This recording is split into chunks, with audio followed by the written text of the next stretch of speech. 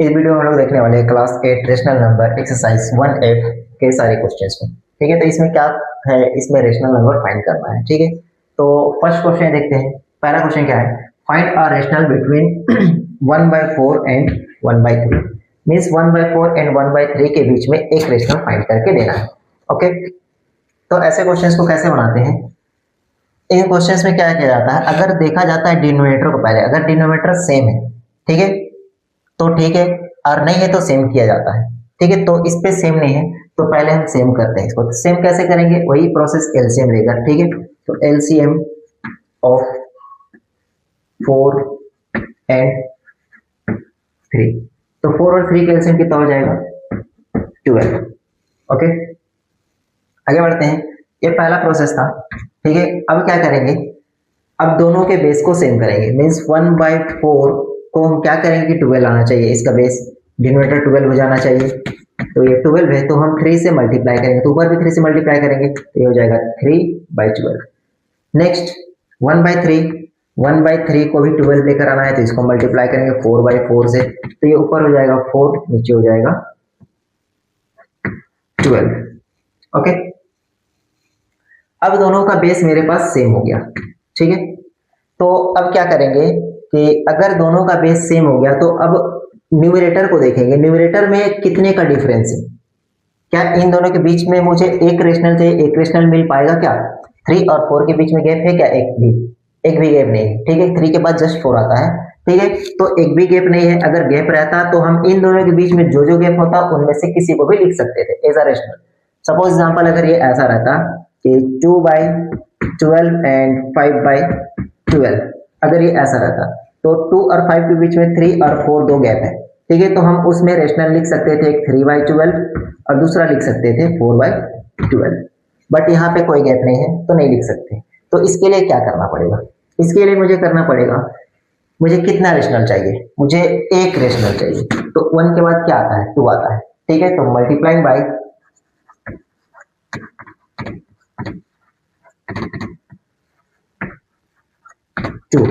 2 से मल्टीप्लाई करेंगे। ओके, तो ये क्या हो जाएगा, 3/12 इंटू 2/2, तो ये हो जाएगा मेरे पास 6/24, और ये क्या हो जाएगा 4/12 इंटू 2/2 इक्वल्स टू 8/24। ठीक है, तो अब मेरे पास बेस 24 है। ठीक है, और मेरे पास न्यूमरेटर में क्या है, 8 है और 6 है, तो इन दोनों के बीच में एक गैप है 7 का। ठीक है, तो मेरा आंसर हो जाएगा। ठीक है, तो कैसे लिखेंगे, तो therefore a rational between 1/4 and 1/3, ये क्वेश्चन था, इक्वल्स टू क्या हो जाएगा, इन दोनों के बीच में गैप है 7 और बेस में क्या था 24, तो ये हो जाएगा आंसर।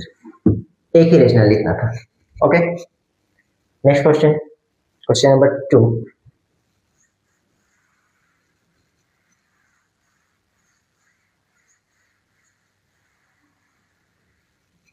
क्वेश्चन नंबर 2 है, find a rational between 2 and 3। Find a rational between 2 and 3। ये 2 एंड 3 का मतलब क्या है, 2/1 एंड 3/1। मीन्स दोनों का बेस सेम है तो बेस को सेम करने की जरूरत नहीं है। ठीक है, तो क्या करेंगे, यहाँ पे एक रेशनल चाहिए। अब इन दोनों के बीच में एक भी गैप है क्या, नहीं, तो जस्ट इसके बाद वाले नंबर से मल्टीप्लाई करेंगे, एक निकालना है तो 2 से मल्टीप्लाई कर देंगे। तो सॉल्यूशन मल्टीप्लाइंग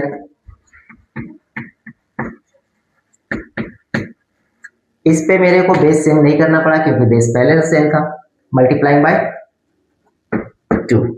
ओके, क्या हो जाएगा 2/1 into 2/2 equals to 4/2, then 3/1 into 2/2 equals to 6/2। तो यहाँ पे 6 है, यहाँ पे 4 है, तो इन दोनों के बीच में एक गैप है 5, तो वो मेरा आंसर हो जाएगा। तो therefore a rational between 2 and 3 equals to 5 by, base में क्या है 2 है, 5/2, तो ये मेरा आंसर हो जाएगा। Okay, next question,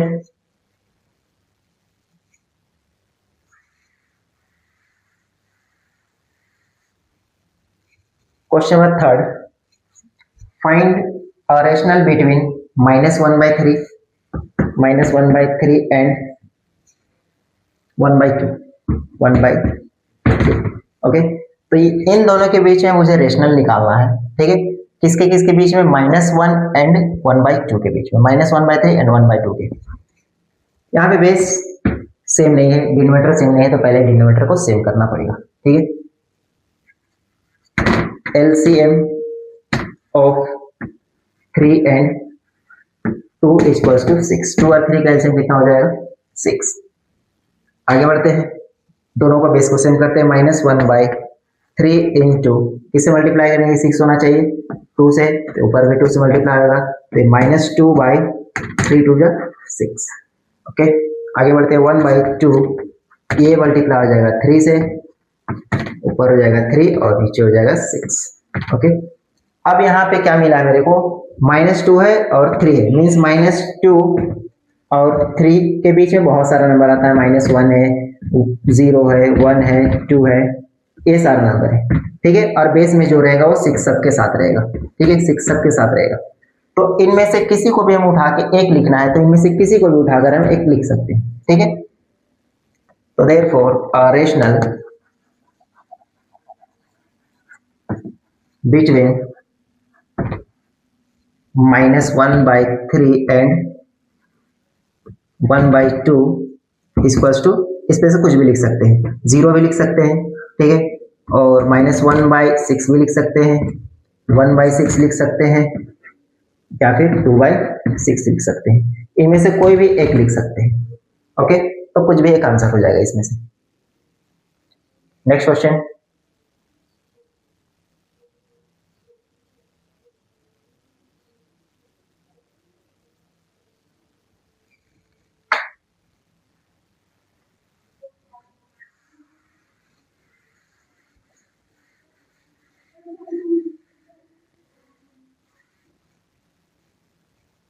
find 2 rational, अब 2 रेशनल निकाल कर देना है। The 2 rational between -3 and -2, -3 and -2 और -2 के बीच में 3 रेशनल निकालना है। इन दोनों के बीच में एक नीचे क्या है 1 है, कुछ नहीं, मीन्स 1 है, ओके। अब यहाँ पे 2 रेशनल निकालना है, बेस तो सेम है, तो हम इन दोनों के बीच में देखेंगे क्या मेरे को 2 का गैप मिल रहा है, क्या नहीं मिल रहा है, ठीक है। तो बेस सेम है, अगर डिनोमिनेटर सेम है तो सेम करने की जरूरत नहीं, सीधा मल्टीप्लाई करेंगे। 2 चाहिए तो 2 के बाद 3 से मल्टीप्लाई करेंगे। सॉल्यूशन, मल्टीप्लाइंग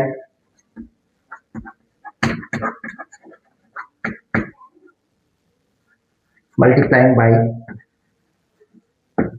3, क्या हो जाएगा, -3/1 into 3/3 equals to 3/-9, -9/3, then -2/1 into 3/3 equals to -6/3। Okay, तो अब यहाँ पे मेरे को -6 है पहला, दूसरा है -9, तो इन दोनों के बीच में क्या हो गया -7 और -8। ओके, और नीचे बेस में क्या हो जाएगा 3/3 ये दोनों में से आंसर हो जाएगा, ठीक है। तो लिखते हैं, तो therefore 2 rational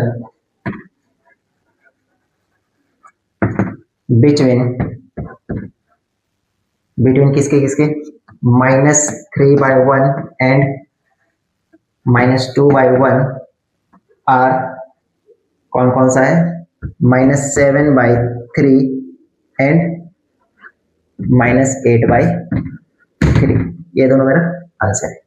okay, next question,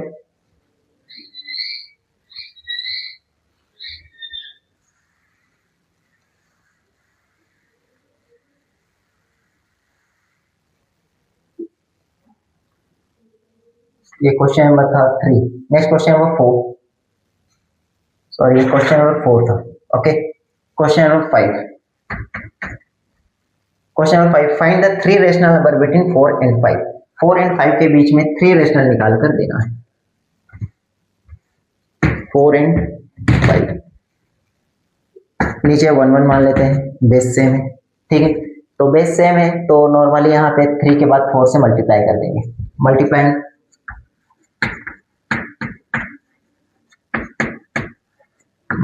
bye 4, 4 by 1 into 4 by 1 is 4 by 4 is equals to 16 by 4, then 5 by 1 into 4 by 4 is equals to 20 by 4, ठीक है। तो अब इन दोनों के बीच में जो जो गैप है वो लिख देते हैं। तो therefore 3 rational between 4 and 5 are क्या क्या हो जाएगा, 16 का 17 by 4, 18 by 4, 19 by 4, तो ये तीनों मेरा आंसर है। ओके, इसके बाद है 20, ठीक है। Next question 6 number,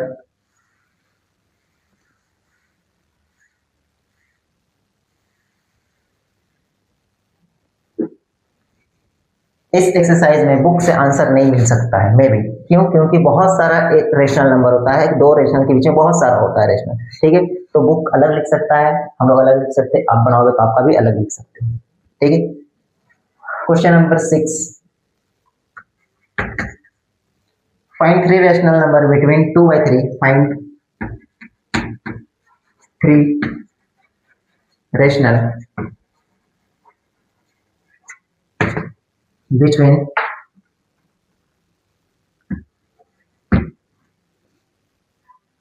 2 by 3 and 3 by 4, 2 by 3 and 3 by 4, इन दोनों के बीच में मेरे को 3 रेशनल निकाल कर देना है। दोनों का बेस डिफरेंट है तो एलसीएम लेंगे, बेस को सेम करेंगे।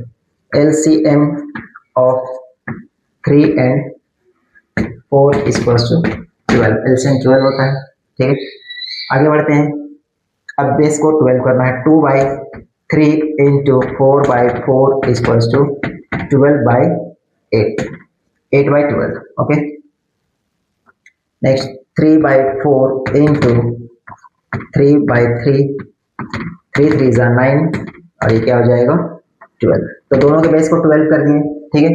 अब यहाँ पे 3 रेशनल निकालने बोला है, तो यहाँ पे 3 का गैप है क्या, नहीं है, 8 के बाद सीधा 9 आता है, तो अब क्या करेंगे, 3 के बाद 4 नंबर से मल्टीप्लाई करेंगे, 3 के बाद 4 आता है, 4 से मल्टीप्लाई करेंगे। नाउ मल्टीप्लाइंग बाय 4, ओके, तो क्या हो जाएगा, ये 8 by 12 into 4 by 4 is equals to 8 4 जा 32 by 24, sorry 48। Next 9 by 12 into 4 by 4 is equals to 36 by 48, okay. अब इन दोनों के बीच में 3 गैप मिल गया मेरे को, ठीक है। तो आंसर क्या हो जाएगा, आंसर है मेरे पास 32 के बाद 33 by 48, 34 by 48 एंड 35 by 48, ये तीनों मेरा आंसर है, ओके। उसके बाद 36 है। नेक्स्ट क्वेश्चन, क्वेश्चन नंबर 7, यहाँ पे 10 रेशनल निकाल कर देना है।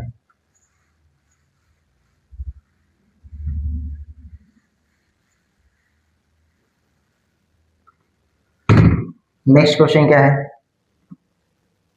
Find 10 rational between -3 by 4, -3 by 4 and 5 by 6, 5 by 6, okay. तो दोनों का बेस डिफरेंट है तो बेस सेम करेंगे, तो LCM of 4 and 6 is equals to 6 और 4 का एलसीएम हो जाएगा 12। अब क्या करेंगे, दोनों बेस को 12 में कराते हैं। -3 by 4 इंटू 12 कैसे होगा, 3 by 3 से मल्टीप्लाई करेंगे, -9 by 12, then 5 by 6 into 2 by 2 से मल्टीप्लाई कर देंगे तो ये हो जाएगा 10 by 12, ओके। अब इस पे मल्टीप्लाई किए बिना भी आंसर आ सकता है, ठीक है, क्यों? क्योंकि यहाँ पे मेरे पास -9 है और यहाँ पे 10 है ऊपर में, तो -9 के बाद -8 -7 -6 -5 देन यहाँ पे 1 1 2 9 तक, तो बहुत सारा गैप है मेरे पास। अब मेरे को कितना लिखना है? सिर्फ 10 रेशनल लिखना है। ओके, तो इसमें से कोई भी हम उठाकर लिख सकते हैं। तो देयरफॉर क्या लिखेंगे? 10 rational between -3/4 and 5/6 equals to -8 by base में 12 हो जाएगा, -7/12 -6/12 -5/12 -4/12, जो कट रहा है काट नहीं देना, इस पे कैंसिल नहीं करना है, -3/12 -2/12 -1/12 कितना हो गया? 1 2 3 4 5 6 7 8 -1/12 के बाद क्या हो जाएगा? 0, फिर 1/12 2/12, इस तरह से सारा आंसर हो जाएगा। ओके, तो 10 लिखना था, यहाँ पे 11 लिख दिया। Next question 7 number, last question.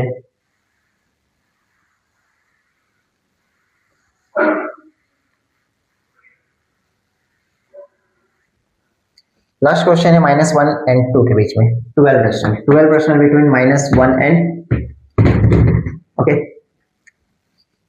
तो इसको कुछ अलग तरीका से बना सकते हैं, ठीक है। हम इसको क्या लिख सकते हैं? इसको लिख सकते हैं हम सॉल्यूशन v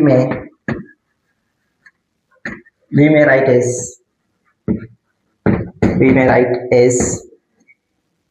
-1 इक्वल्स टू -10/10। अगर ये कैंसिल होगा तो -1 बचेगा, तो इसको ऐसे लिख सकते हैं। एंड 2 को लिख सकते हैं 2 इक्वल्स टू 20/10। ये कैंसिल होगा तो 2 बचेगा, ठीक है। दोनों का बेस सेम है, 10 कर दिए, ठीक है। अब यहाँ -10 है, यहाँ पे 20, तो इन दोनों के बीच में गैप तो बहुत सारा है, ठीक है। तो -10 से पहले -9 -8 ये सारा कुछ आता है, इधर 20 से पहले 19 18 बहुत सारा कुछ आता है, ठीक है। मीन्स 1 को ये लिख सकते हैं और 2 को ये लिख सकते हैं, ठीक है। अब दोनों का बेस भी सेम है मेरे पास और डिफरेंस भी है मेरे पास, ठीक है। तो डायरेक्टली आंसर हम लिख सकते हैं, कैसे? ऐसे 12 रेशनल बिटवीन -1 and 2 आर क्या क्या हो जाएगा? -9/10 -8/10 -7/10 -6/10 -5/10 -4/10 -3/10 -2/10 -1/10 0 1/10 2/10 कितना हो गया? 1 2 3 4 5 6 7 8 9 10 11 12, ये आंसर। ओके, ऐसे हम जाते जाते कहाँ तक जा सकते थे? 19/10 तक जा सकते थे, तो बहुत सारा लिख सकते थे। ओके, तो ये था मेरा एक्सरसाइज 1F जो कंप्लीट हो चुका है। ओके।